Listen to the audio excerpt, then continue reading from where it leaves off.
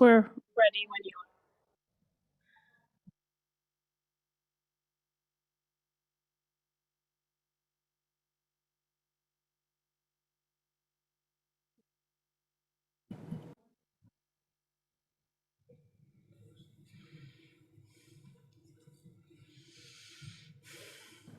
All right.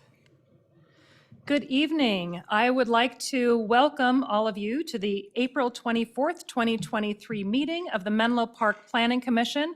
I'm Cynthia Harris, acting chair, and I would like to thank everyone who's here in chambers as well as those participating remotely via Zoom. This meeting is called to order. So first is Agenda B on the roll call. I'm going to call the roll. Commissioner Riggs. Present. Commissioner Tate. Oh, sorry, Commissioner Schindler. Present. Commissioner Tate. Present. And I'm present as well. We have a quorum, and we can proceed. So next is agenda item C, reports and announcements. Ms. Sandmeyer, are there any reports or announcements? Yes, good evening, Acting Chair Harris and Commissioners. So tomorrow night, the City Council will be selecting commissioners for a variety of commissions, including the Planning Commission. So that's maybe an item of interest. And I don't have any other updates, but I'm happy to answer questions. Yes, so I had a couple of things. Were you going to provide an update on the projects in the Bayfront and specifically the clinic that's planned as a community amenity for Menlo Uptown? Yes, so we don't have any updates on that at the moment, but I will certainly keep the commission updated if there are any changes. Okay. So that means there are no changes currently on the clinic? Correct. Okay. Okay. Thank you. And then next week, I would love to have an update on the items that the commission combined with the Housing Commission and then codified by the City Council added to the housing element from our February meeting. There are about 8 of those. So I would like to have an update from staff on those 8 items and what is the status. Yes, well, we can certainly provide that. Okay, terrific. Okay, and the final item on reports and announcements, some of you may or may not know that this is the last meeting that Commissioner Tate will be attending. I would like to thank Commissioner Tate for her 4 years on this Planning Commission, as well as her time also on the Housing Commission.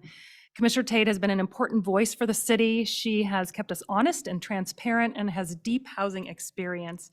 I know that I personally am going to miss you, Commissioner Tate, so much, and I know that the rest of the commissioners feel the same way. I hope that you will stay engaged and continue to challenge us from your position as citizen of our city. Thank you. Thank you, Chair Harris. And yes, I will definitely stay engaged and continue to challenge. All right, thank you. Okay, with that, let's move on to agenda item D, which is public comment. Under public comment, the public may address the commission on any subject not listed on the agenda. Each speaker may address the commission once under public comment for a limit of 3 minutes. You are not required to provide your name, city, or district of residence, but it is helpful. The commission cannot act on items that are not listed on the agenda, and therefore the commission cannot respond to non-agenda issues brought up under public comment other than to provide general information. Please know that if you are here to comment on a specific item, you will have a chance to do that once we get to that agenda item. This is purely for items not on the agenda. Ms. Beater, would you like to provide some information on how to comment?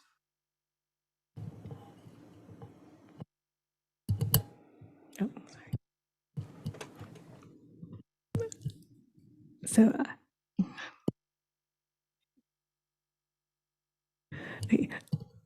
each speaker may address the Planning Commission once for a limit of 3 minutes. You are not required to provide your names or city of residence, but it is helpful. If you are participating via Zoom, please click the raise hand button at the bottom of your screen If you're calling in, please click *9 on your phone. If you have multiple speakers on the same account, please let us know at the beginning of your comment, and we will make sure each speaker has an opportunity to speak for 3 minutes. If you are participating in person, please fill out a comment card and bring it to me. Thank you. Do we have any speakers?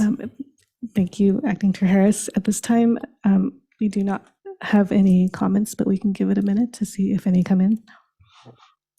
Okay, let's give it a minute.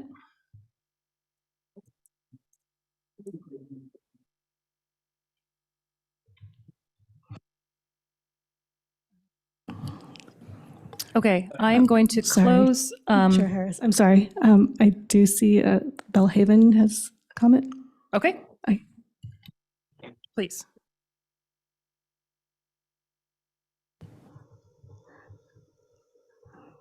Good evening, commissioners and staff. I can't tell you how much I appreciate being here and watching the meeting. And sometimes Zoom is just don't have that personal feeling. Through the chair, we can't hear that in the council chamber. Can you hear me now? Can you hear us at all in the room? Yes, now I can hear you. Okay. Let's Pam just start Jones. over with the 3 minutes, so you can start over, please. Okay, Get your full 3 minutes. all right. Pam Jones, resident of Menlo Park, District 1.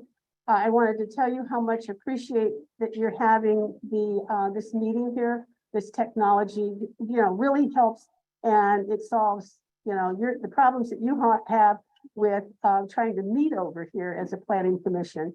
I want to thank the planning commission for all the work that it does and for the staff. Since you brought up the health center that was supposed to be part of the community amenities, I think it's really, really, really important to know where that stands, because I noticed this week from the Ravenswood City School District remodel for the Bellhaven School, that one of the options is to include a health center. And it would be nice to know before I had to pick a choice as to what is really going on at Uptown. Thank you. Thank you very much for that comment. Are there any other commenters? I do not see any more hands raised at this time. Okay, thank you. Let's close public comment and we'll move on to item E, which is the consent calendar. And we have 3 items on the consent calendar: approval of minutes from January 12th, January 23rd, and February 6th of 2023. Please note that there is a typo on E1. I think it should say January 12th, 2023.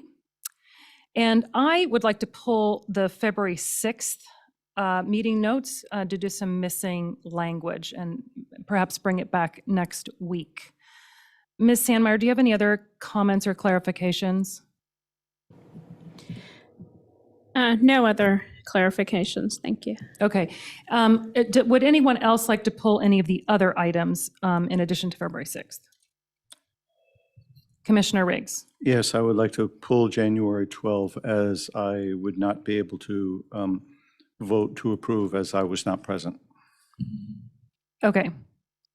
All right. So we have one remaining item, which is, oh, okay, we're pulling 20.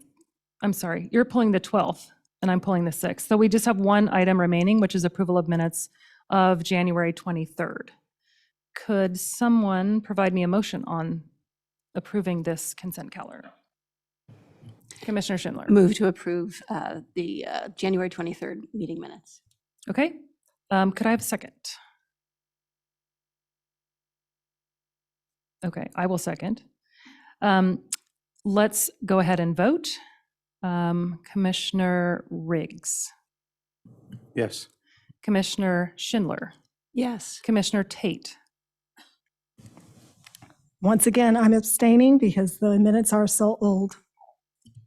okay, thank you. And I will also vote yes, so we have 3 yeses, so the motion passes with 1 abstention. Thank you. Okay, so now we're going to move on to agenda item F, which is a public hearing, and we have 4 items to get through tonight. However, I am going to move to F2. I'm going to put F2 first.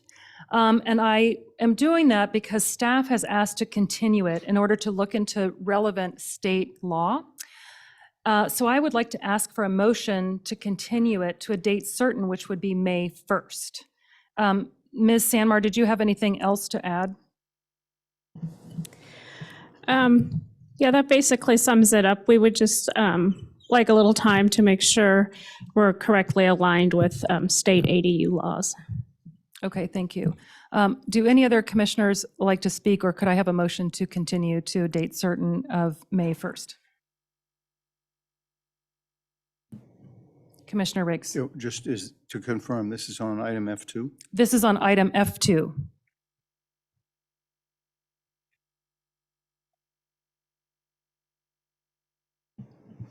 Yeah, I'm happy to move to continue the project. Thank you, Commissioner Riggs. Do I have a second? I second. Okay, thank you, Commissioner Tate. We've got a first by Commissioner Riggs and a second by Commissioner Tate. Let's vote. Commissioner Riggs? Yes. Commissioner Schindler? Yes. Commissioner Riggs? Sorry, Commissioner Tate. Yes. And I'm also a yes. So we have 4 yeses, and so the motion passes. We will continue this item until a date certain, which is going to be our next meeting on May 1st. Thank you for anyone who came here for that item. And we'll see you next week. Sorry about the late notice. I'm going to now close item F2, and we're going to move on to item F1.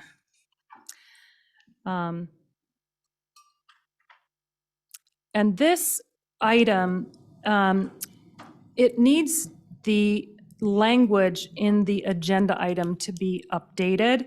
So I'm going to read for you an update to that language. This is for us to continue and adopt a resolution to deny a use permit to exceed the maximum nighttime noise level of 50 decibels measured at residential property lines to accommodate electric pool heating equipment for the approved Menlo Park Community Campus development currently under construction at 100 Terminal Avenue in the PF, that's Public Facilities Zoning District. To staff, is there any other update to the language that I just read? No other updates. Thank you. Okay. Is there a presentation from staff? Mr. Turner, I think this is your item. Good evening, Chair Harris and council members or commissioners. Sorry about that. I just did have one update. We received one additional piece of correspondence fairly late this afternoon. It was sent to the Planning Commission directly from the commenter, generally expressing concerns with the noise, the proposed use permit for the exceedance of the noise ordinance, and mentioned other sources of noise that have affected the area in terms of construction at the MPCC itself, and then along streets in the neighborhood generally. With that, I don't have any other updates. Happy to take questions, and our applicant, Senior Engineer Teresa Vedian from the Public Works Department, is also here as the applicant. Okay, thank you. Are there any clarifying questions from the commission before we take public comment on this item?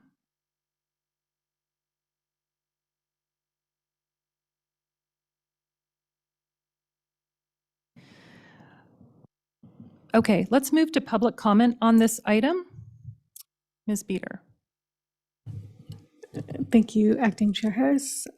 At this time, we have 2 public comments in person. But as a reminder, each speaker may address the Planning Commission for a once-of limit of 3 minutes, and you're not required to provide your name or city of residence, but it is helpful. If you're participating via Zoom, please click the right-hand button on the bottom of your screen If you are calling in, please click *9 on your phone. If you have multiple speakers on the same account, please let us know at the beginning of your comment, and we will make sure each speaker has an opportunity to speak for 3 minutes. And if you're participating in person, please fill out a comment card. Excuse me, Ms. Beater, are either of the Beacon, comments sorry. from the Bellhaven location? I do not see any from the Bellhaven. Oh, wait. Yes, there is a hand Okay. raised for Bellhaven. I would like to ask whoever is the tech person at the Bellhaven location to alter the camera so that we can see the commenter's face and not their lower half of their body, if possible. Thanks. So I think we can move on to public comment. Maybe we should start not with the Bellhaven ones to give them a chance to fix the camera. Thanks. So thank you, Acting Chair Harris. So if I may, I'd like to announce Arlene Navarro, if you'd like to please come up.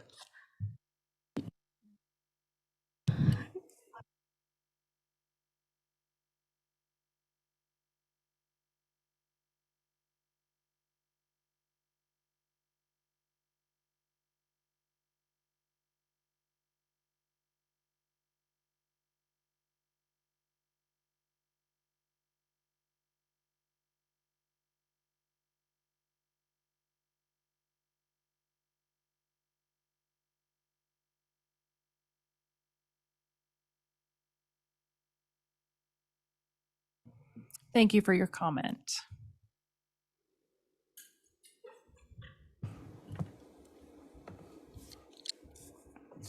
Okay. Our next public commenter is Ruby. Ruby, if you'd like to come up, you have 3 minutes to speak.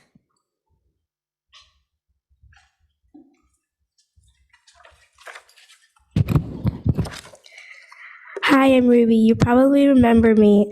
I'm the girl who's supposed to be in bed right now. Well, I'm not. I'm obviously not. I'm up here and I'm here to tell you that I think staff should look into pool covers to keep the pool heated instead of violating the noise ordinance. And I'd also like to thank Commissioner Tate for her service. Thank you. Thank you for that comment.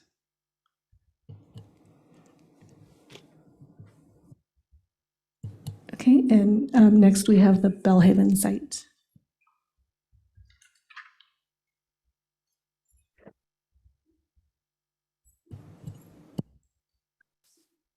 Well, you have to sit on the floor to see my. No, I think if you start talking, it should move.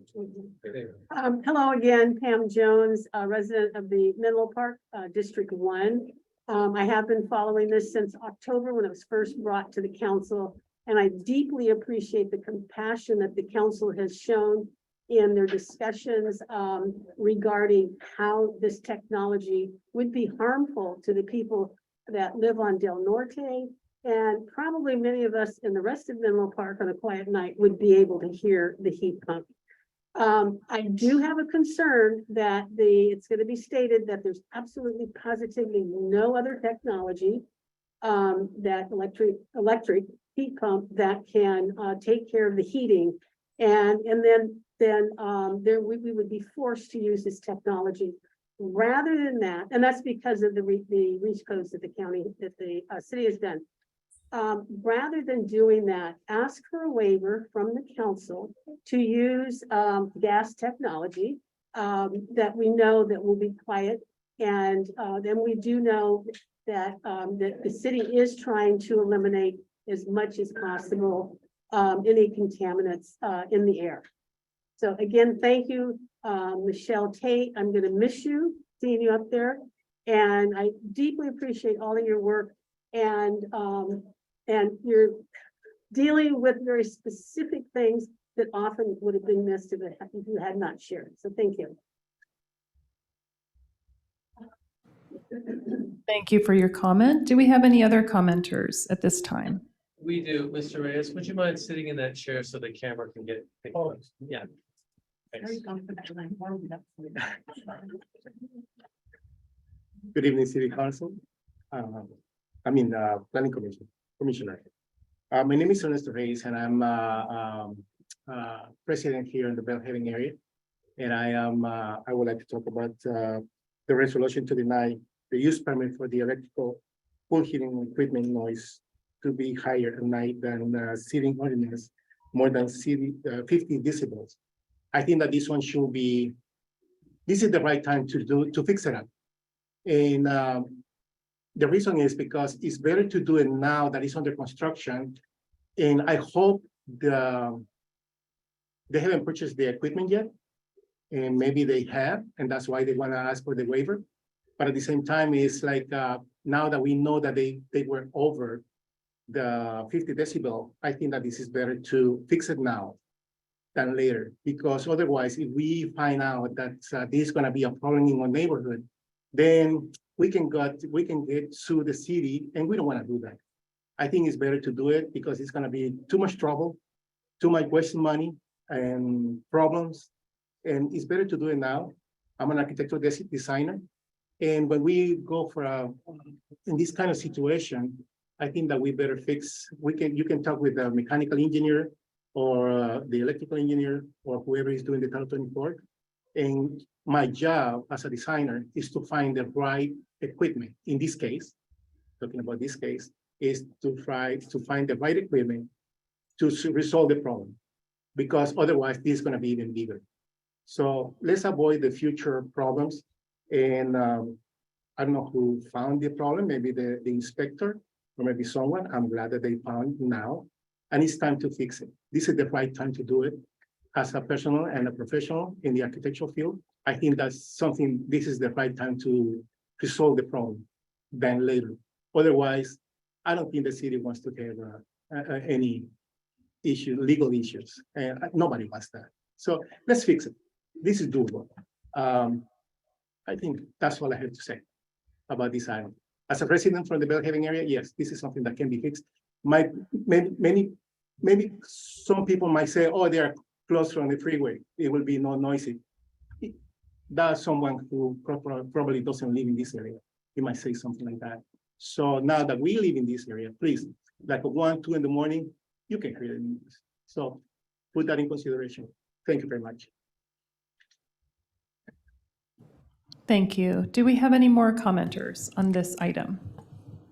Thank you, Chair Harris. At this moment, I do not see any more hands raised. Okay. I will close public comment on this item. I would like to thank all of the commenters, we especially appreciate young voices and parents who allow their kids to stay up late to address this body. So thank you all. I'd also like to thank the public for their patience as we work through this very important noise issue. We want to ensure that we're being cautious, transparent, and equitable. Also, I'd like to thank staff for their continued work on this project. At this time, is there another presentation on this item? I don't believe there's a presentation, but we're available for questions if there are any. Okay, so at this time, let's bring it back to the commission for comments, questions, and ultimately a motion. Who would like to speak on this item?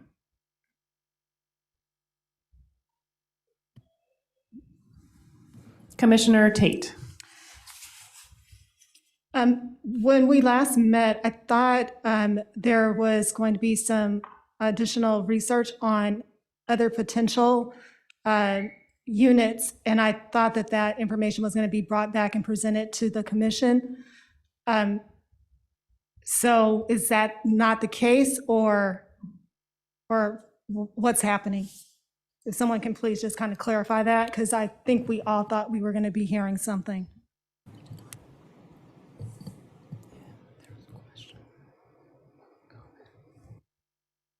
Good evening, Acting Chair Harris and Commissioners. I'm Teresa Abedian, Senior Engineer in Public Works Department.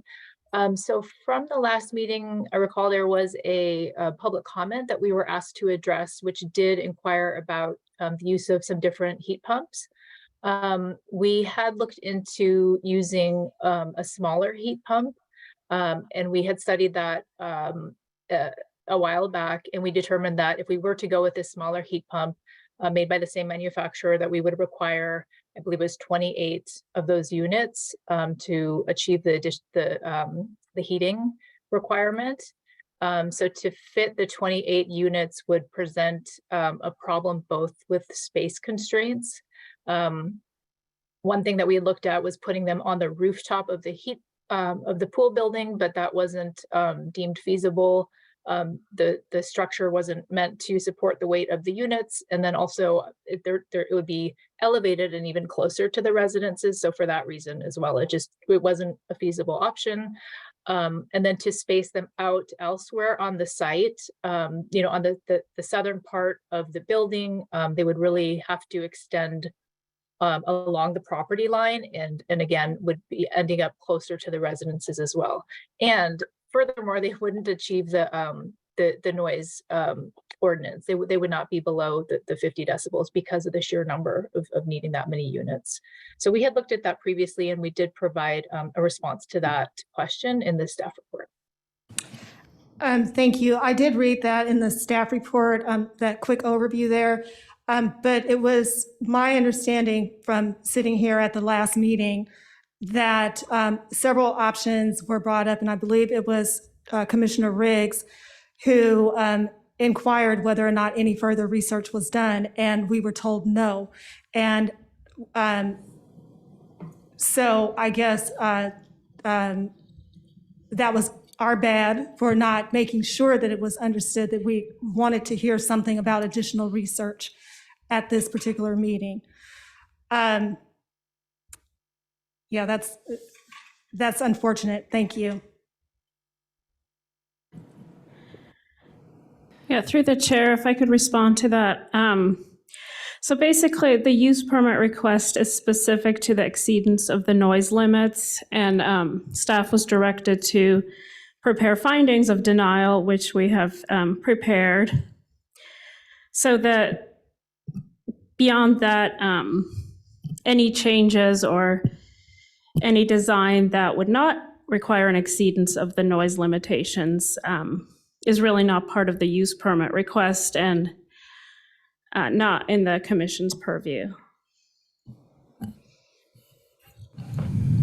Commissioner Riggs, Thank you. Through the chair, I have a follow-up to staff. please. So, Ms. Sandemeyer, I think my concern, and perhaps it might reflect the neighborhood concern, is that volunteers to the city of Menlo Park first asked to review the noise situation from these pumps back in October of last year, asked if equipment could not be designed that would provide less noise.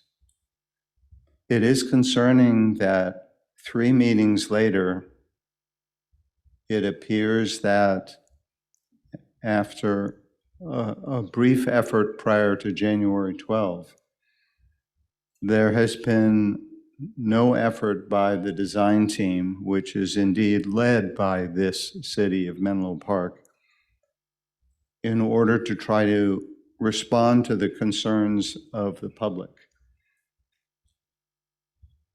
I realize that the Planning Commission's purview is limited to approval or denial of the request for additional noise at this site. But I have to say, given 3 meetings of very specific and often well-spoken concern by the neighbors, that purview or not, I think it would be appropriate for the design team to respond to the urgings of the Planning Commission in this particular instance. And I will leave it at that. Thank you, Commissioner Riggs. I have a question. I know there was some correspondence from some constituents who provided some additional ideas of how we might get there. I understand again that our purview is just to simply deny the permit, but I wonder if those number of items that were put forward were considered. And I'm referring to the letter from Angela Evans. Question to staff.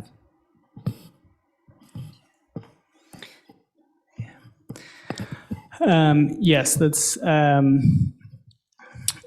so specifically for that piece of correspondence, those questions from Angela Evans are included in the staff report. Senior Engineer Avedian responded to those in particular. That's what we needed to put in the staff report. So she might be able to offer a little bit more clarification. There were questions. I know one of the options was, different units, smaller units, different methods altogether. I think that was responded to by staff. I might look to Teresa if she wanted to add anything.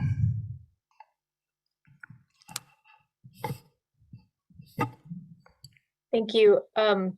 With respect to Ms. Evans' suggestions, they were addressed in the staff report. I don't have anything to add to those specific questions, but I will note that although we are not currently looking at alternative equipment to heat the pool, we are definitely looking at other options to reduce the noise levels.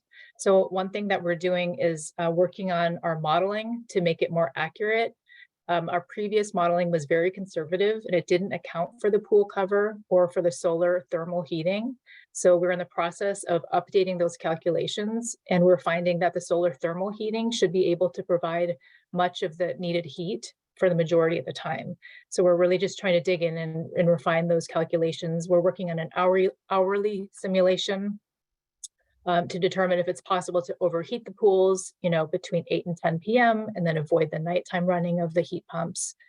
So we're definitely still working on this issue. Thank you. Thank you. That's helpful. So just to clarify, from this dais, we will make a motion, and if it passes, we will be making a motion to deny the exceedance of the decibel level. And then from there, it's out of our hands as if the staff is able to reach those, then it won't come back to us. So, but I'm interested to know, is there sort of a timeline for these options that you're suggesting? What can the public expect to see in the future, and when might they hear something?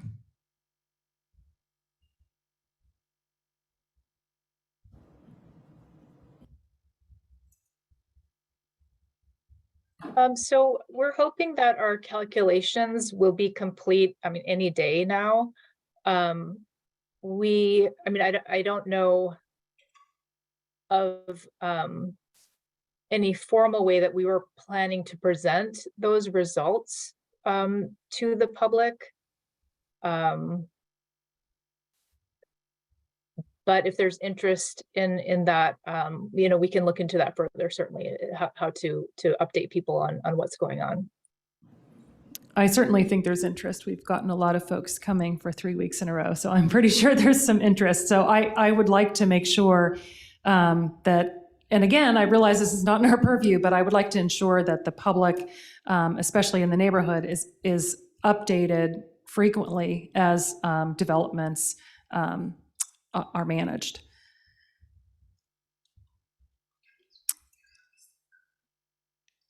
Okay, so I think we will need to have a motion to approve the resolution to deny the use permit and direct staff and the project consultant to continue to evaluate options that would allow the project to operate. And here's where I would say at a level under 50 dBA at night. That was something that we discussed, I think, at the last meeting. So I guess I'd be looking for a motion or any other questions or comments. Commissioner Riggs. So moved. Okay. Are there any other comments? Would you guys like me, would you commissioners like me to reread the motion, or is there a second?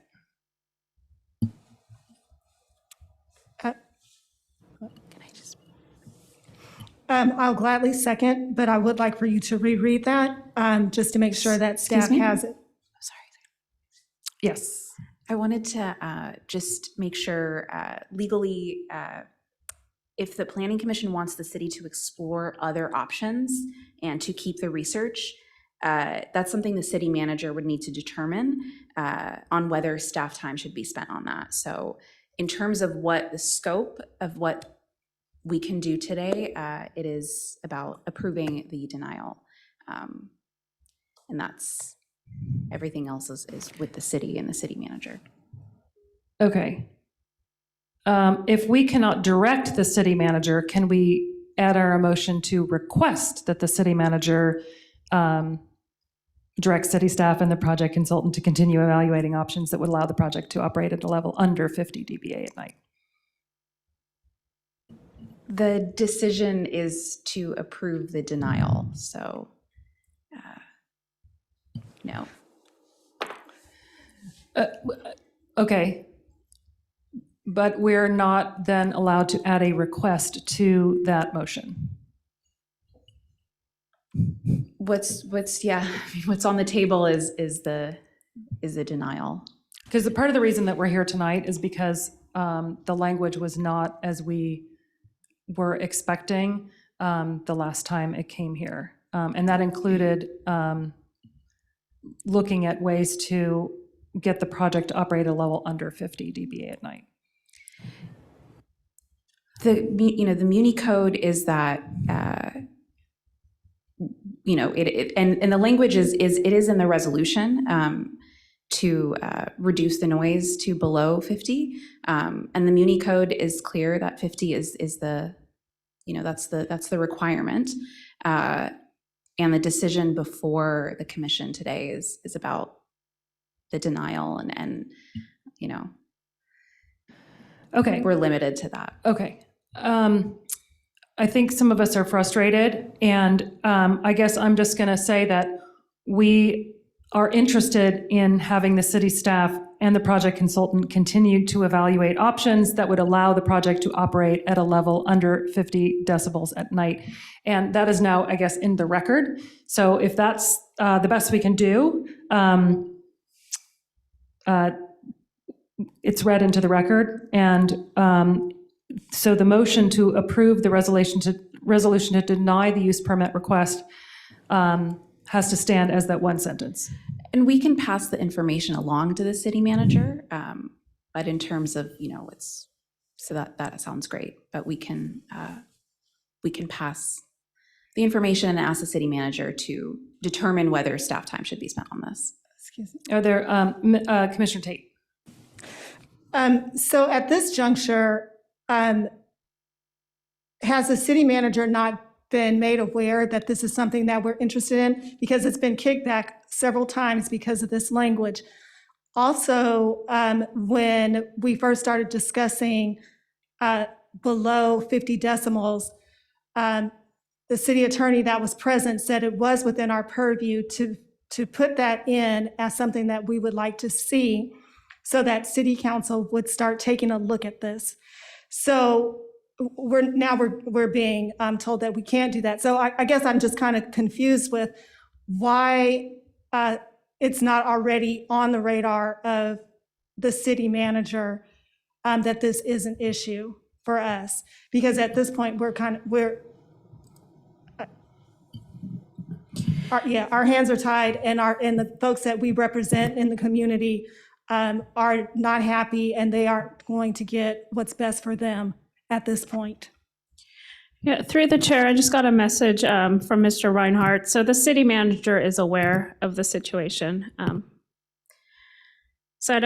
I think that the resolution, we updated the resolution to include, I think, that the Planning Commission's desire to go below 50 decibels. So at this point,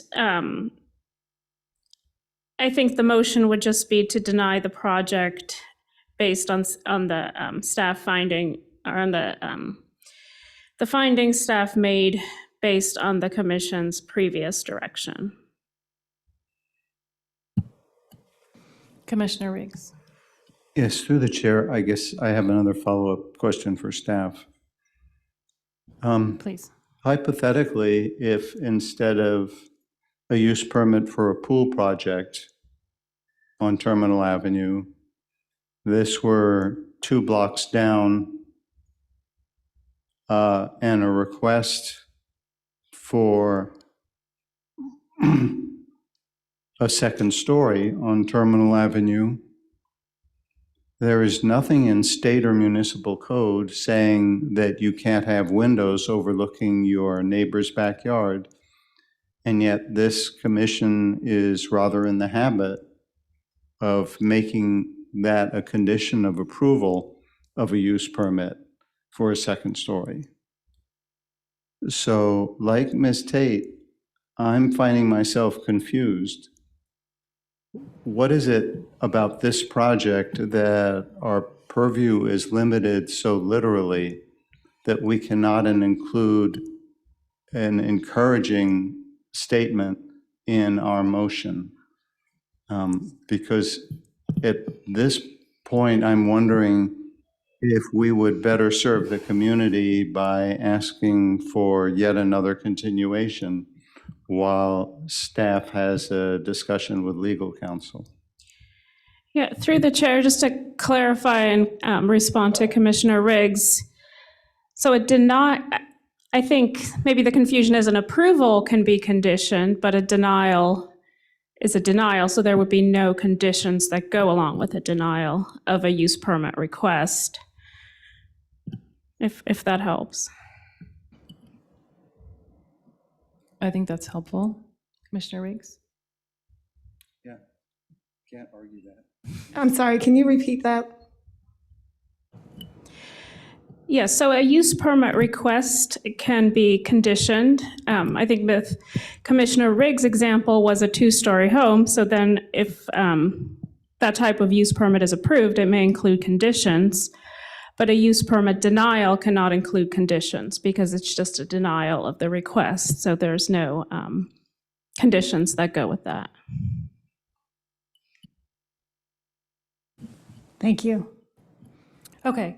I think I would be comfortable with voting for a motion to deny. I think we've made it pretty clear to city manager and to city staff that we want the project consultant to continue to evaluate options. And also that we are very interested in ensuring that the public is kept apprised of what the developments are. And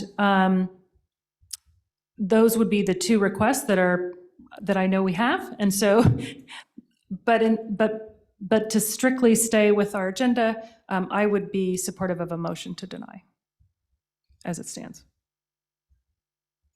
So I guess Commissioner Riggs, you are the motion maker. So please let me know what your thoughts are and if you would be fine to alter your motion to be simply a motion to approve the resolution to deny the use permit request.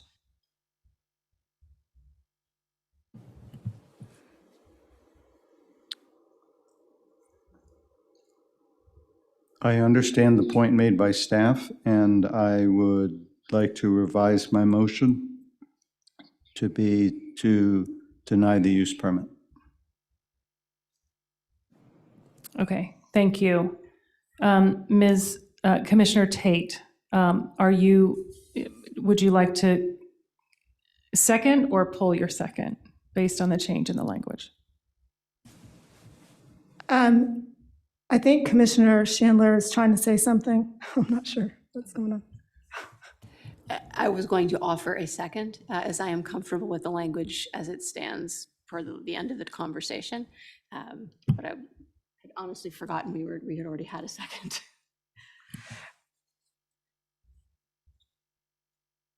I'm very hesitant, but I want the project to move. So I think I better not be the one to make the second. Okay. So we have a first from Commissioner Riggs and Commissioner Schindler. Do we have a second?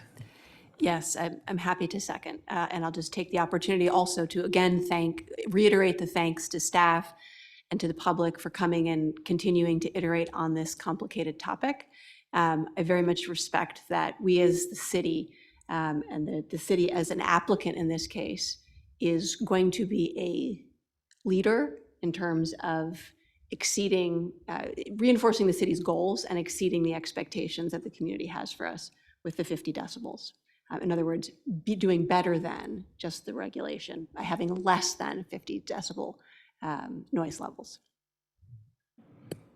Okay, thank you, Commissioner Schindler. Are there any other comments before we take a vote? Okay, so we have a first on the floor from Commissioner Riggs and a second from Commissioner Schindler to simply deny the use permit request to go above the 50 decibels. So let's take a vote. Commissioner Riggs. Yes. Commissioner Schindler. Yes. Commissioner Tate.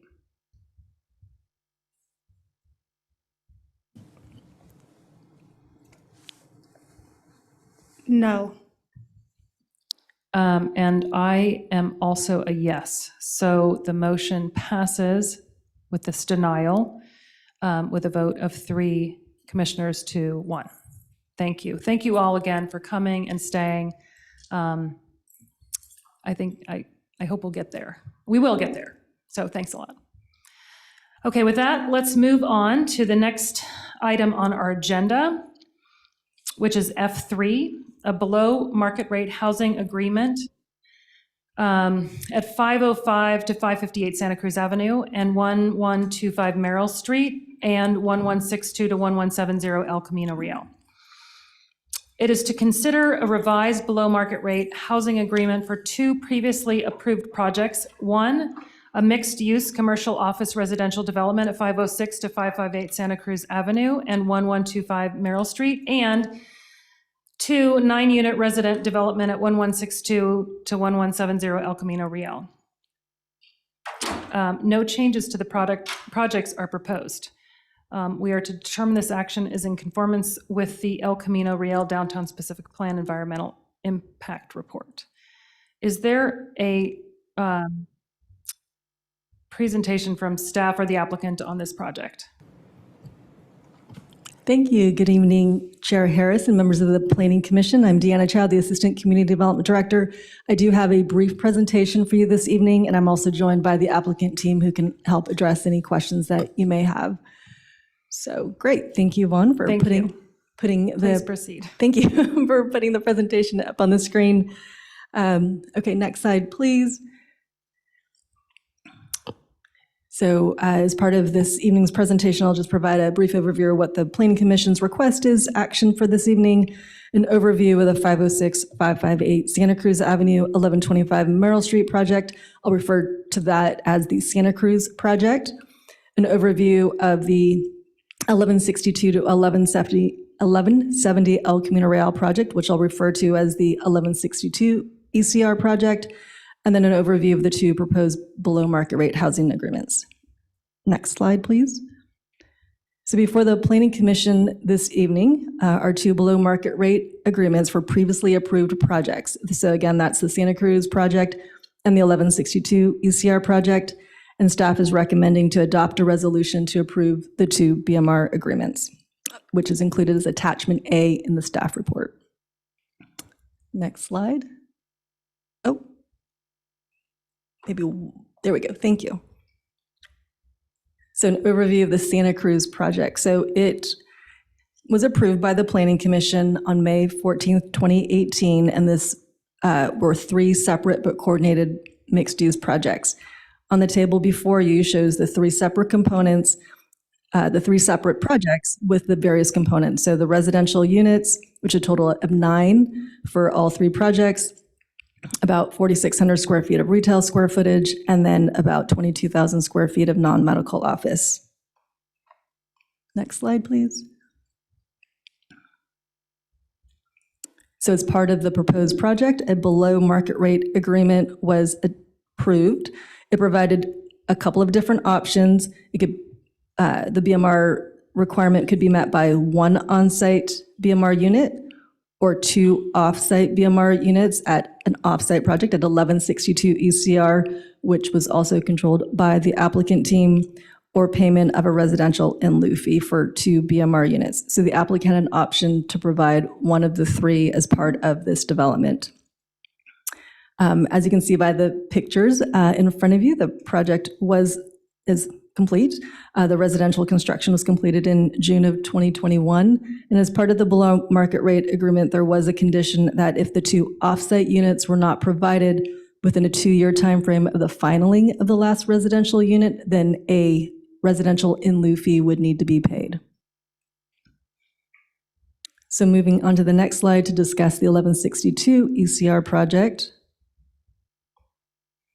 This is an all-residential 9-unit project that was approved by the Planning Commission on February 22nd, 2021. The buildings that were previously there have been demolished, but the building permit is still under review. And the proposed project includes 3 BMR units, 2 of which were from the Santa Cruz project. So that would be a total of 3 units of the 9, 1 studio very low and 2 low income units, 1 at 1 bedroom, 1 bath, and 1 at 2 bedroom, 1 bathroom.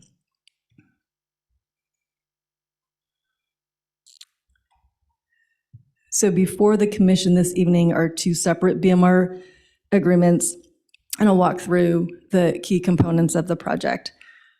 The first item is that the revised BMR agreement would continue to transfer the Santa Cruz obligation, so those are the 2 BMR units, to the 1162 ECR project. The deadline would be extended for an additional 2 years from the effective date of the 1162 ECR BMR agreement. If that deadline is not met, then the applicant would be responsible for paying the residential in lieu fee. So that is similar to what exists today, but an additional 2 years would be provided through the BMR agreement. The second is if the 2-year if the 2-year deadline is not met, there could be an extension that would be reviewed and could be extended by the city manager or their designee if the applicant is pursuing the construction in a timely manner, but for some unforeseen reason, the deadline was not met. So that is a new provision for an extension allowed by the city manager. The third key component is that we would record a new BMR agreement for the Santa Cruz project, which would release the Santa Cruz project from the BMR obligation. Again, it would be transferred to the 1162 ECR agreement. The next key component is that we would require the BMR agreement to be executed and recorded within 30 days of this Planning Commission meeting. And then the Santa Cruz BMR agreement would need to be recorded within 10 days. So to help keep those moving in a timely manner. Next, we would update the methodology for calculating the residential in lieu fee consistent with the current BMR guidelines. The next would be to establish milestones for initiating the in lieu fee analysis. So that would be at 14 months, they would have to demonstrate that they have the on-site permits finalized. And if that is not complete, then they would have to start doing the in lieu fee analysis to be completed within 18 months. So that it would be ready to go if after that 2-year mark, the units were not constructed, then the payment of the in lieu fee would occur. And then lastly, just to confirm that there are no changes to the number of units, overall units, the number of BMR units, the household income category, so the projects remain the same. So again, the action for this, for the Planning Commission this evening is to consider the 2 BMR agreements for the previously approved 1162 ECR project and the Santa Cruz project that has already been built. And that concludes staff's presentation, and happy to answer any questions. And again, the applicant team is also here this evening as well. Thank you. Thank you. Are there any clarifying questions from the commission before we turn to public comment on this item?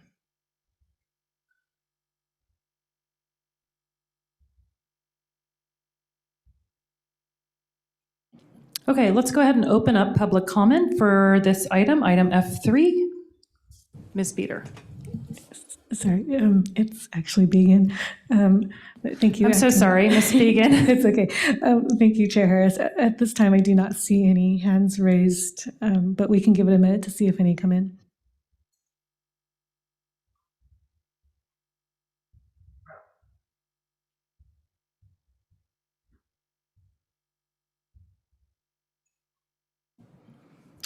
Okay, I think we've given it long enough. I'm going to close public comment on this item and bring it back to the commission for discussion, questions, and ultimately a motion. Who would like to start us off? And again, apologies to Ms. Began. So sorry. I move that we approve. Okay. I do have some questions for discussion, but does anyone else have discussion before my questions? Commissioner Schindler. I have one minor question, which is with regard to the recalculation of the in lieu fee that's, according to this, scheduled to start at roughly the 14-month window and be completed at 18 months. My question was if there's an extension from the 2-year deadline to add an additional year, so the total elapsed time is 3 years from the execution of the BMR. And I'm not quite sure how to phrase this, so I'm going to use my own terminology. Are we leaving money on the table if we don't recalculate as a result of a second time, as a result of another 12-month extension? Thank you. That's a good question. If I understand correctly, your concern is if we have the in lieu fee done at a certain point in time and it's extended for an additional year, would that then not reflect the current value of the units a year and plus later? Thank you. That's a much more eloquent way of saying it. So I believe, and I'd have to confirm, but I believe they would redo the BMR analysis. The BMR residential in lieu fee analysis, to your point about not sort of leaving potential making sure value. that the value is correctly Yeah, that is the current value is reflected in the agreement. So I think perhaps part of the extension, it might include such a condition to do so. Thank you. I would defer to staff as to how to quantify that, depending on how long the extension is and what the right number is. But I do think in the interest of ensuring that the principle of the in lieu fee, it might be worth adding that. Beyond that, I simply, I think the discussion that happened with the Housing Commission being in support of this, approving this, supporting just in general that it's better, the principle that it's better to have the below market rate housing built as opposed to having the in lieu fee, because that delivers units into our community on a more faster, or at least that's the assumption. I also personally think that having multiple of the BMR units in a single building is a good outcome.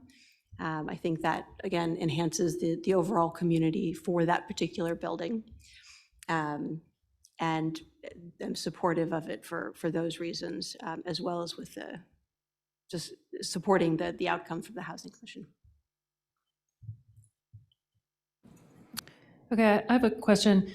So in calculation and recalculation of the in lieu fee,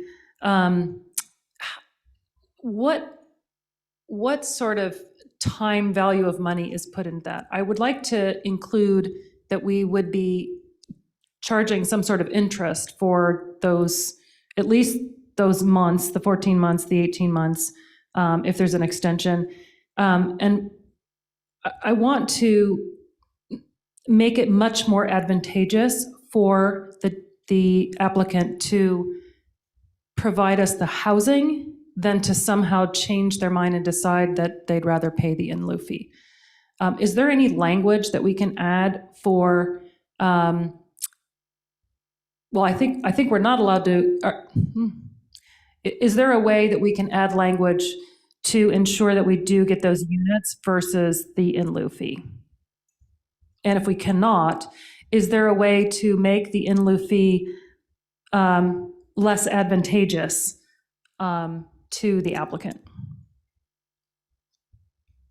And I'll say at the outset, I'm very excited for these 3 units. It's a perfect place, and I think it's terrific. I just want to, things can change over time, and I just want to ensure that we do get those units.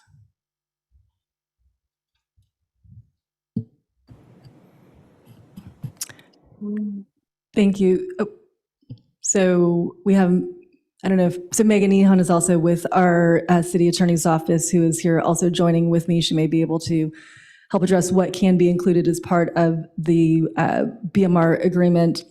The calculations are determined in our BMR guidelines, so I would hesitate to deviate from what's already established as the approved formula for calculating our BMR guidelines. I'm sorry, our BMR residential in lieu fee. I think there was the intent to try to make it more advantageous to have the units built than to actually receive the fee when these were adopted, I think back in 2018. But if Ms. Ehan has additional information on what may be included in the BMR agreement, that could be helpful, or if the applicant team would like to address sort of their intent, that might help as well. Okay. I would agree with staff on that. The BMR guidelines do set out the formula for calculating the fee. So I would be hesitant to depart from that.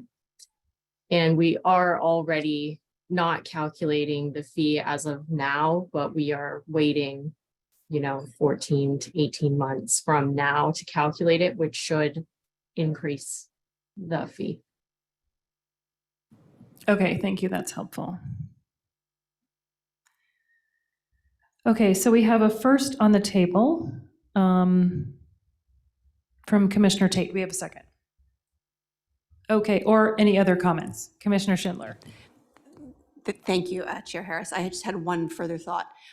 Although I see nothing in the staff report to indicate that this is the intention, I did want to say that if there were ever to be an additional affiliate added to the equation, because I understand that these business relationships are complicated and significant amount of overlap in ownership and investment, if there were ever to be an additional affiliate added to this equation with the BMR responsibility passed to that second affiliate or that third party, I think that would be something that I wouldn't support if it came up. I think just it's one thing to sort of pass the BMR from a first party to a second party. If it starts moving into a second and third entity, it feels like we're kicking the can further down the road and pushing the time horizon for delivering the housing even further out. So it was mostly just a hypothetical that I was thinking about, because to me, this was a very creative business relationship that I hadn't seen before. So it got me thinking, and I wanted to just sort of put that out there. Thank you. And if I may, through the chair, just address, so there are provisions in our BMR agreement that does discuss transferring of units. So I believe it starts on section 4.14.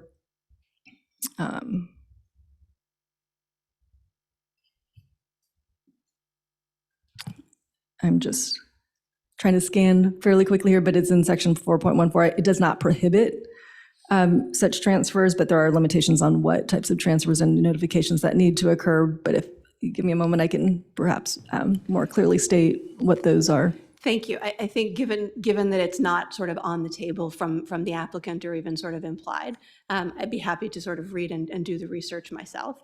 I think if there were a question that came before the commission, though, I think my sentiment would be to be disinclined to support continuing to kick, again, use my language, kick the can further down the road in order to ensure that we have the housing delivered sooner rather than later. But I think I don't want to hold up the discussion any further, again, given that it's not on the table right now. Okay, thank you, Commissioner Schindler. Do we have a second or any for Commissioner Tate's motion or any other discussion from the commission? I will second.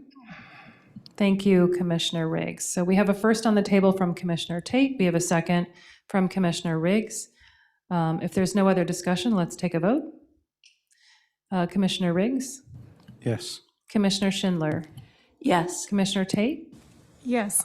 And I'm also a yes, so the motion passes 4-0 with 2 absences.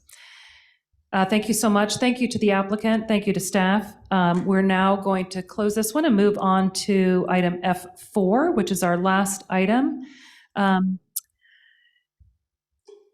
for public hearing. And this is an architectural control and use permit for 4055 Bohannon Drive, and it's to consider and adopt a resolution for an architectural control permit for exterior modifications to an existing 2-story commercial building, surface parking lot, and surrounding landscaping in the O, that's office zoning district. As part of the proposed work, an existing office area at the front of the building would be demolished and the second floor would be expanded with an increase in gross floor area of 1,741 square feet.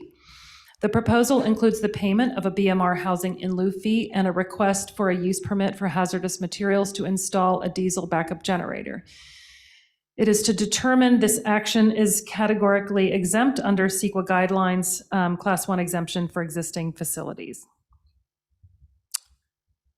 So to staff, is there a presentation from staff or the applicant for this evening? Good evening and thank you, Acting Chair Harris. At this time, I have no announcements as staff, but I'm happy to answer any questions. And following that, our applicant team is here in person in the council chambers, and they do have a presentation following that. Thank you. Okay, before the applicant presents, are there any clarifying questions from the dais?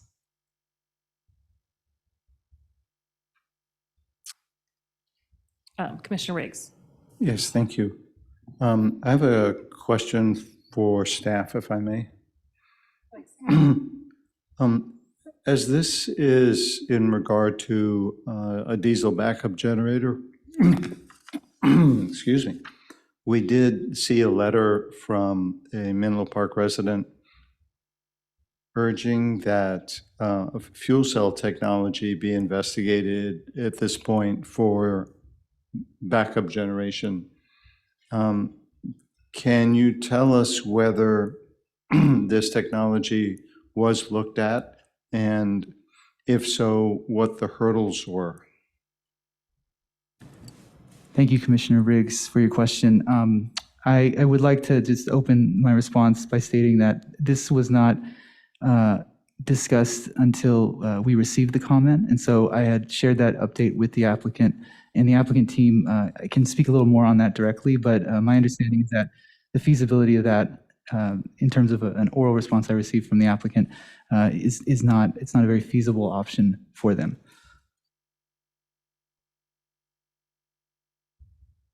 Should I take that as a deferral of this question to the applicant?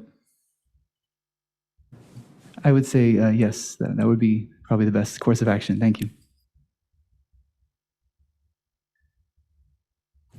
If I may then, through the chair, I don't know who I would be addressing at the applicant's table regarding this question, but would like to hear something about the fuel cell alternative.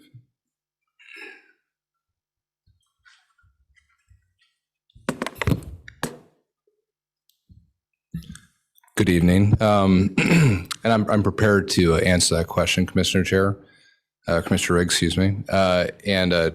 But I wanted to at least go through a quick presentation, if I may, because I think part of that helps answer the question. And I wanted to just take the time to introduce myself as well, if this is appropriate. I think is that okay with you, Commissioner Riggs? Okay, yes, please proceed with your presentation and just ensure that you touch upon Commissioner Riggs' question. Absolutely. Thank you. So good evening, Chair Riggs and fellow commissioners. My name is Peter Banzoff, In the audience tonight is DES Architects, as well as my business partner, Brian Kaysen. We represent Helios Real Estate Partners. It's a small firm. This is our first project in Menlo Park, so we're excited to be here. And thank you for your service to the community. It's appreciated. Our project tonight is 4055 Bohannon Drive. Next slide.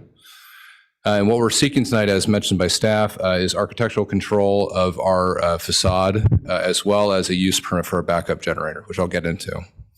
And I also want to describe to you what our project vision is for this project. It's a small building, but we wanted to set some high sustainability goals for us, as well as high architectural goals, because we want to convert what is an existing asset in a beautiful town into something we can all be proud of.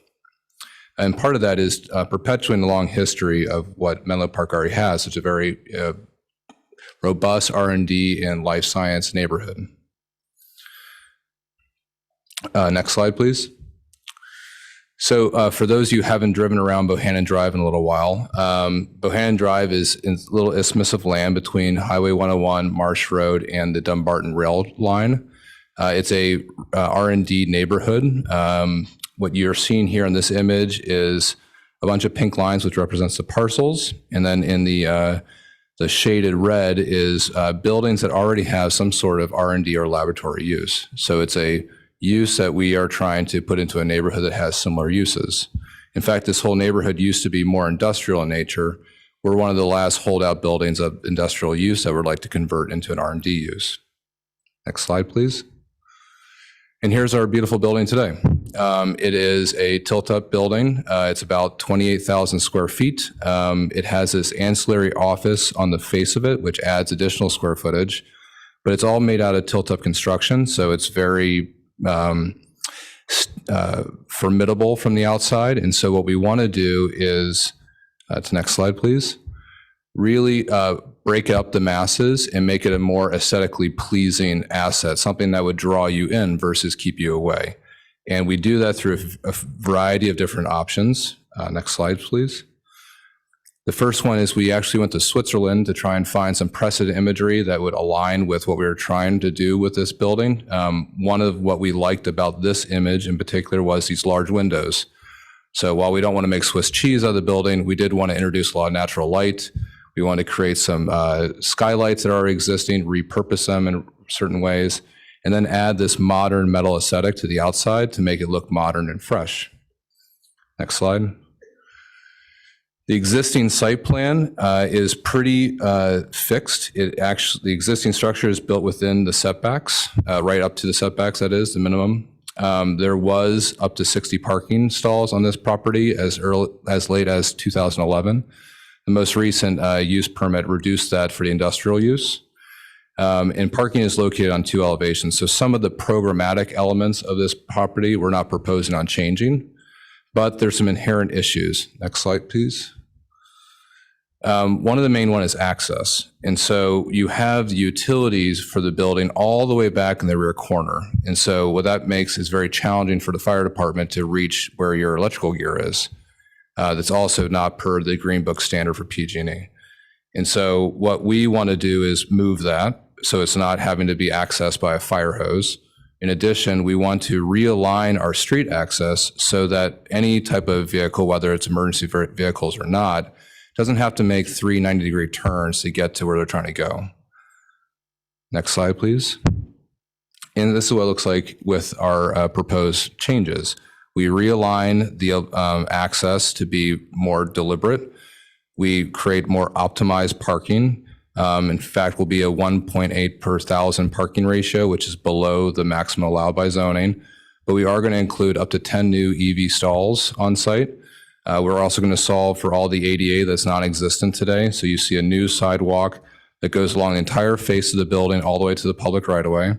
In addition, there's a new sidewalk that connects the 2 dead points that we have on the street so that there is a sidewalk that's continuous along Bohannon Drive to the bus stop. And we've relocated the generator and the utility yard and a trash yard all into one place. So it's compacted, it's screened, it meets all the criteria set forth by noise as well as access for PG&E and Recology. Next slide, please. So that's what happens on the outside of the building. This is what happens on the inside of the building. Right now, it's a giant open warehouse. So we truly have a blank canvas. So we're going to fill it with, what we believe Class A tenants would like to see, which is a built-out space. And we take the ancillary office that we remove off the face of the building and we build a new mezzanine. And so that's what you see in the little picture that's off to the side. And we put our core construction underneath it. So that's for your restrooms, your bicycle lockers, showers, all those facilities that don't need as much clear height.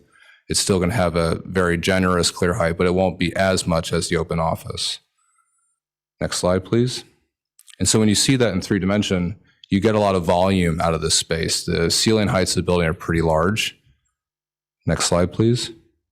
And I think a picture is worth 1,000 words. So this is really what that open office concept will look like when it's finished.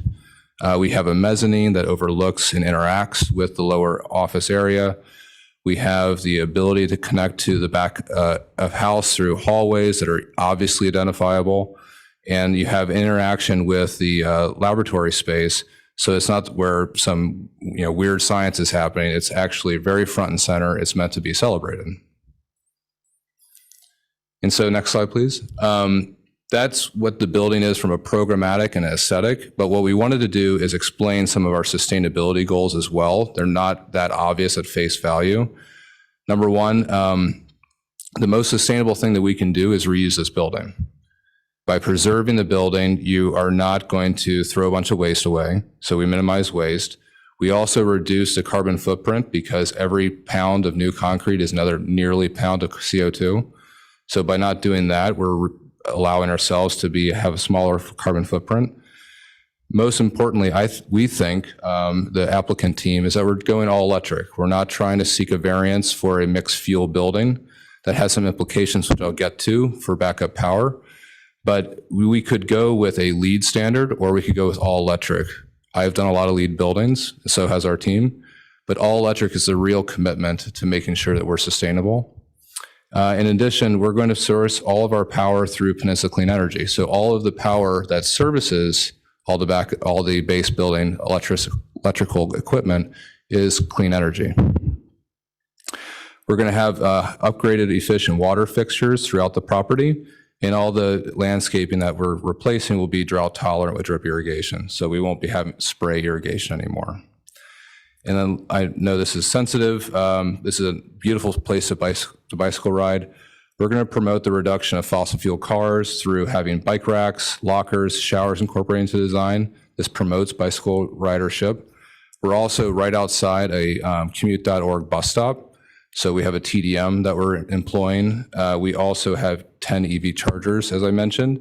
And we've reduced the on-site parking below what is allowed by zoning. Now, there's not a lot of place to put the parking, but what we have is what we have, and we're trying to optimize it to make sure that we celebrate the EV, we put it preferred parking, and then we have the bicycle as well. Next slide. So this kind of gets us down to, I think, a fundamental question. We want to be an all-electric base building. So why diesel backup power?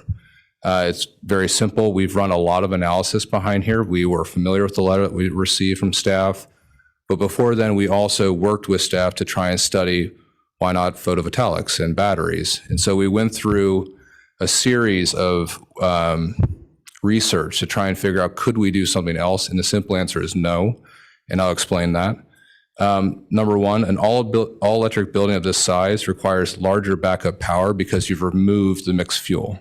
So if the boiler is no longer gas, then the electrical service to supply the building has to be larger to do all of the utilities on the property.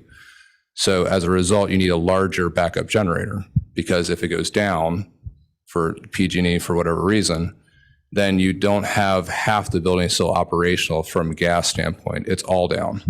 So the backup generator has to be at least 500 kW. When you think about what 500 kW gets you, that's 48 hours of runtime for a building. Tenants in this space need the backup power for 24 hours. And 24 hours gets you the first day to send out the emergency, we have a problem. That gives you 48 hours so that you can come back and refuel it. So that gets to the next point. You need constant fuel to keep a building operational. when you think about what a generator can do, you can have constant fuel because you can bring it in. If you have a natural gas line to the generator, you have constant fuel. You can keep running the generator or you can keep running the building. What's challenging, though, is when you try to think of that and totally green technology, when you need constant fuel for a 500 kW, that equates to 87 Tesla Powerwalls. So it's several parking spaces, of course, but to recharge that, if you're not going to use fossil fuel, you need 3 acres of photovoltaics. And we have a 2-acre site.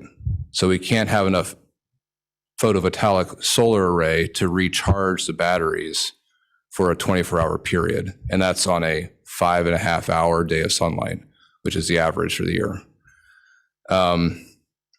We also studied hydrogen fuel cells. I spoke to Bloom Energy. I called Plug, which is one of the companies that was referenced. I haven't yet heard back from them. Bloom uses 2 types of fuel cell technology. They have natural gas, and then they have hydrogen. Natural gas is what you see in most mixed fuel buildings today, the ones that you see for tech campuses. Basically, they have a constant fuel line. Then the fuel cell breaks down the natural gas, creates it into O2, and then they use the O2 to create energy. So it reduces the type of energy that the mixed fuel building uses. It doesn't supplement backup power. It needs that constant fuel line. For hydrogen, hydrogen is not available on the street. So you have to tank in the hydrogen. If you tank in the hydrogen, you're using diesel gas to bring it. If for the amount of amount of hydrogen you need to run a building for 24 hours, it's about 95,000 cubic feet of hydrogen. It's about a tractor trailer size tank. So that kind of replaces the diesel fuel risk with a hydrogen risk, which is quite large. And then you have to ship it from somewhere. Places that make this much hydrogen are limited. The one that we found was in Vacaville. And so the amount of distance to drive the hydrogen from Vacaville to this property was infeasible, let alone also dangerous. And so we studied all these alternatives and we came back to it's an issue about constant fuel supply. So if we can get the technology where you have the ability to replace constant fuel supply, then there's the ability to not have diesel generators. So that's very long-winded. I apologize for it, but I wanted to demonstrate that we really have tried to think through all the different elements. And what we come back to is, what can we really do today? What can we really do today? Well, we can commit to trying to make this go forward, not backwards. We will cut out the natural gas line that's already there on site so that we're not having to perpetuate natural gas by having a natural gas generator, which is also viable. It's the same as diesel. And we're open to either. We just have to have the constant fuel line. We can make the building 100% electrical. That way, there is no gas boilers. As everything's electric, that's really the future. And then lastly, when the technology is there, we don't have to swap out our boilers and our HVAC equipment. We can just swap out the generator. So if that's a diesel generator or a natural gas generator, the fact that it's standalone and it just is back downstream of the switchgear allows us to pull it when the technology is ready. So our request tonight is, last slide, is thank you for your time and your consideration of our project. We hope that you like the aesthetic that we're trying to introduce to this neighborhood. We feel the building needs it. And then lastly, we recognize that the generator is a touch point for residents and the Bay Area. We are very sensitive to sustainability. We have studied all of these options, have come back to what we're proposing to you tonight. Thank you. Thank you so much for that presentation. If there are any other clarifying questions from the commission, I would take those now. Otherwise, we'll move to public comment on this item.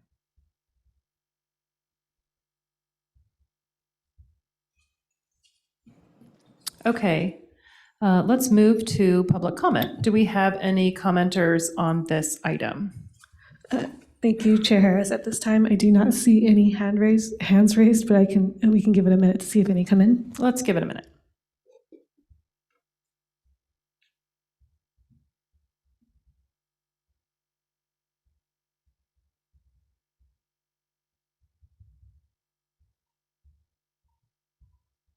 Okay, still no hands? I can confirm that no public comments have been submitted. Okay, thank you so much, Ms. Beacon.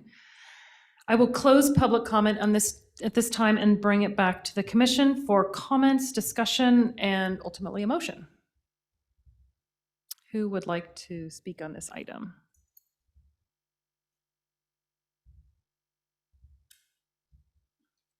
Okay, while we're waiting, I will say a couple things. I do really appreciate the goals to sustainability to convert to an all-electric. We've heard from a number of other R&D developers who have told us it's just not possible with R&D. So I'm kind of holding you guys out there to others that have come forth so that I can tell them, I don't know why you can't do it if these guys can do it. So I definitely appreciate that work. Can you talk to me a little bit about parking? I'm always looking to reduce the parking. I see you said you're at 1.8 per thousand. Now, did you arrive at the number of parking spots because that's sort of how the building laid out, or do you really, are you confident that you need that many spots? Normally, the industry is 2 per thousand for parking when you're not within true walking distance of a major rail hub. In this case, we're reducing it for 2 reasons. One, not reducing it. We've come to the number of parking for 2 reasons. One, the existing site plan lays out very nicely for that amount of parking. And 2, when we've done feedback from the various tenant marketplace, there is a demand set forth for that more parking, frankly. But we're trying to operate within the code, and as well as the number of EV stalls that are required, the ADA that's been upgraded, and the ADA sidewalks.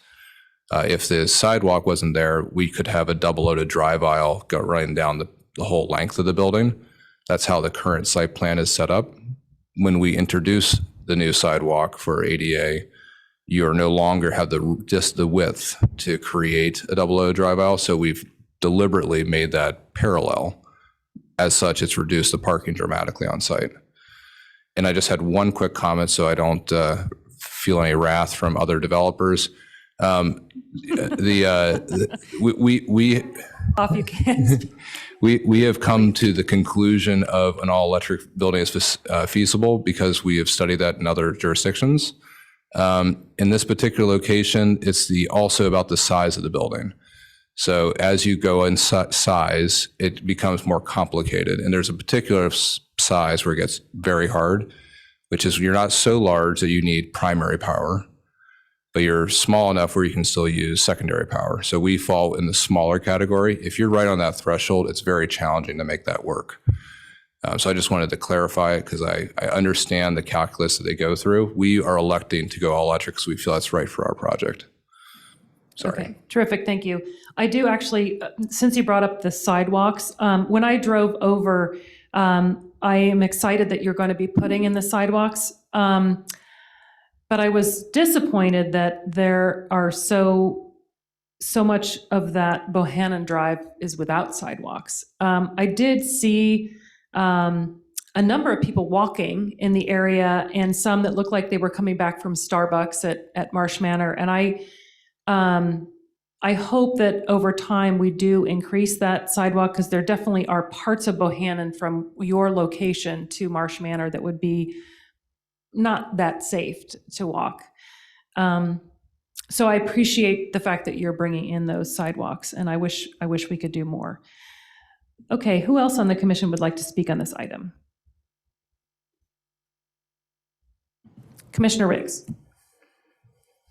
Overall, this project I don't find terribly challenging for approval. I'll just comment that I think we should see more emphasis on adaptive reuse of a building.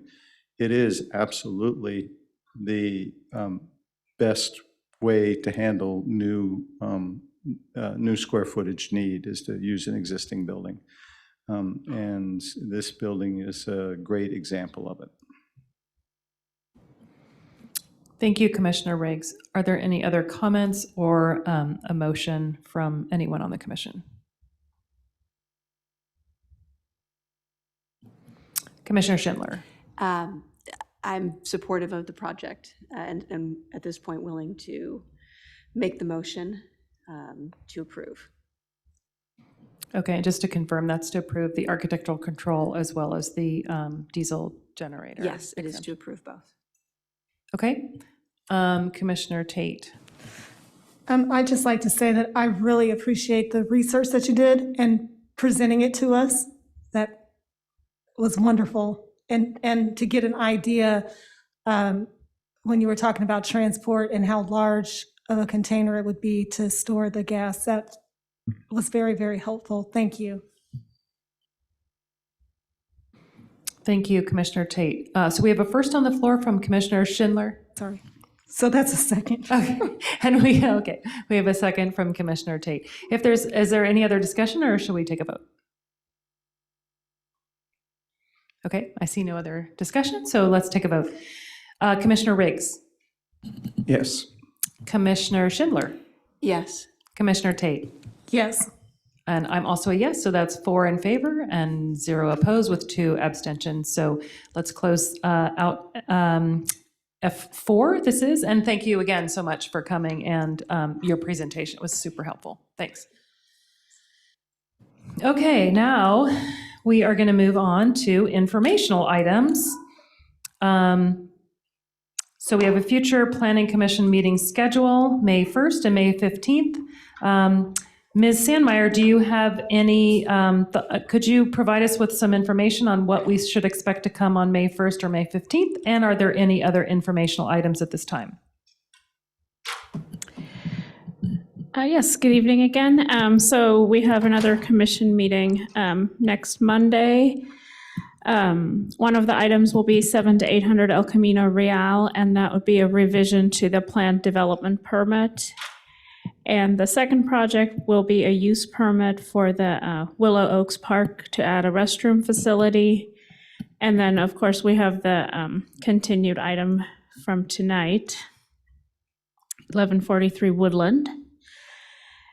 I'm sorry, could you repeat the first one? Okay. Yes, it's 700 to 800 El Camino Real. It's an amendment, or I'm sorry, a revision to the planned development permit. And that's to allow the sale of a portion of the property for the middle undercrossing under the Caltrain tracks.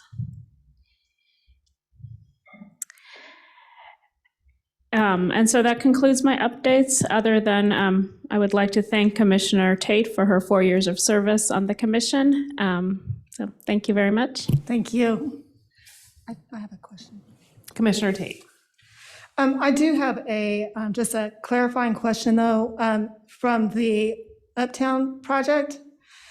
Are we entertaining a different operator for the clinic? Because my understanding was that Ravenswood declined.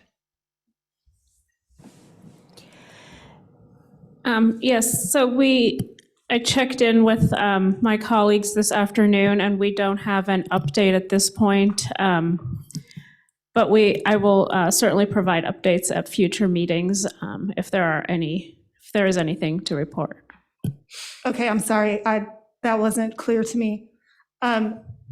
So did indeed Ravenswood pull out, decline the offer to operate at that site, the urgent care?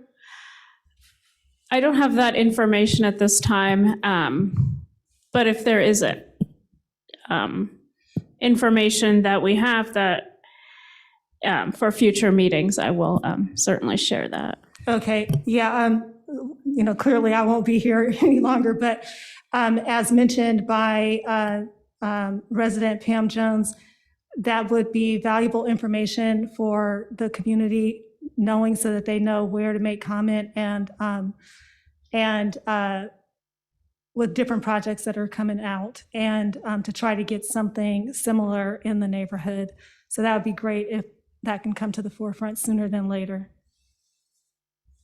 Thank you. And thank you again, Karina, you have been great to work with. You do a fantastic job, and so does the rest of staff with running the Planning Commission. Thank you, Commissioner Tate.